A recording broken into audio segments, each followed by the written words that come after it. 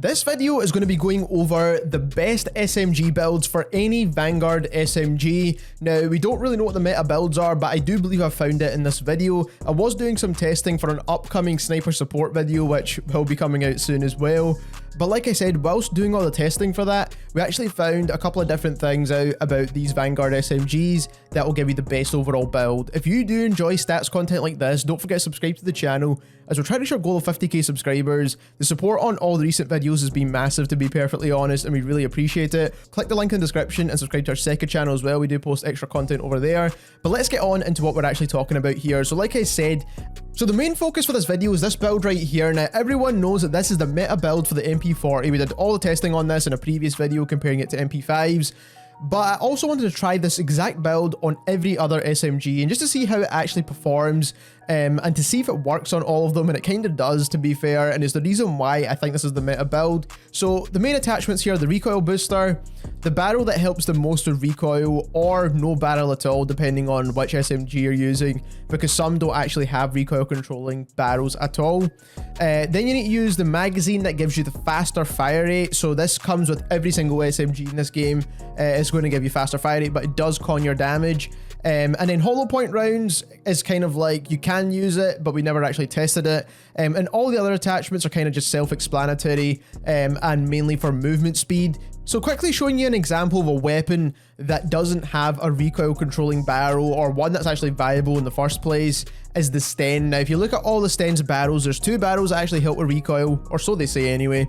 One actually changed it to a burst fire weapon, which we don't really want to use, especially for a close range aggressive SMG build like this. We don't want a burst fire weapon. And the other one actually cons your body damage, which again is not going to help us out in a close range gunfight. We don't want that. I know it increases your headshot damage, but overall it's not going to be useful for the weapon, so we don't want this either. So the only option we have is either the faster fire rate barrel, which basically cons your recoil more or less, or no barrel at all, which is what I would recommend.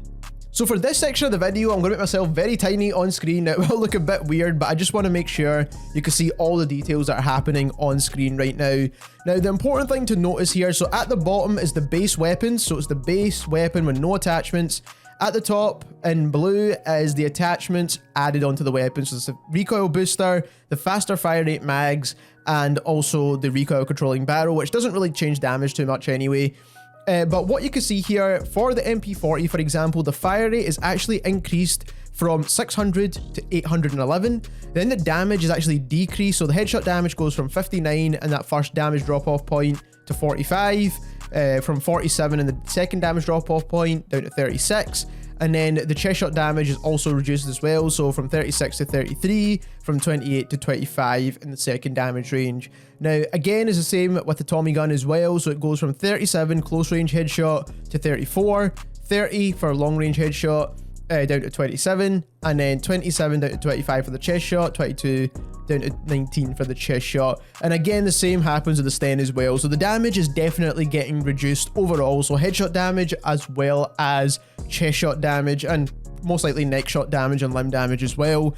But we mainly just tested head and chest. Now, we also tested what the TTKs would be, because like I said, the fire rates were increased, but the overall damage was decreased. So which one actually works out better when it comes to TTK? So we actually did the testing on that as well. So as you can see, we've got the base TTKs for all of these SMGs for chest shots only.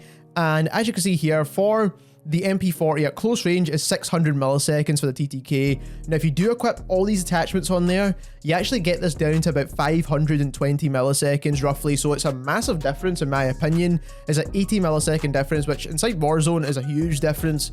Then if you look at the long range TTK, is an even bigger difference. So you've got a 665 millisecond TTK here, and it's an 800 millisecond TTK in that second damage drop off point. So the exact same happens with the Tommy gun as well as the Sten as well. So the base TTK at close range is 675 milliseconds, long range is 825, but as you can see here, it actually gets reduced. Now, at long range, it doesn't really make too much of a difference with the Tommy gun. It's about the same as before, but at close range, you definitely get a faster TTK, and this is why the gun feels a little bit better.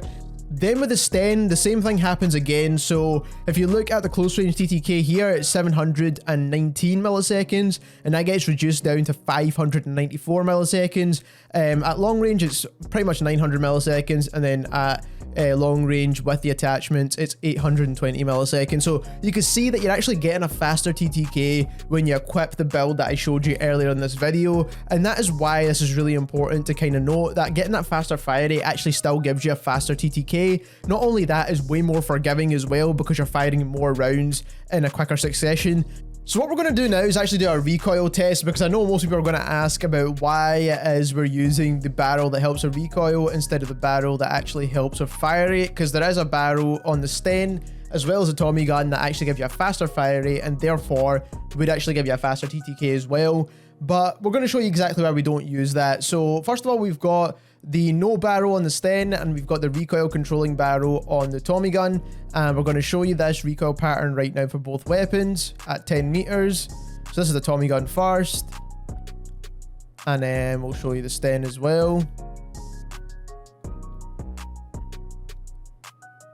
As you can see here, the recoil control is pretty good. So now we're going to do that exact same test with the faster fire rate barrels now. So we've equipped the faster fire rate barrels for both guns, and we'll do the Tommy gun again at 10 meters.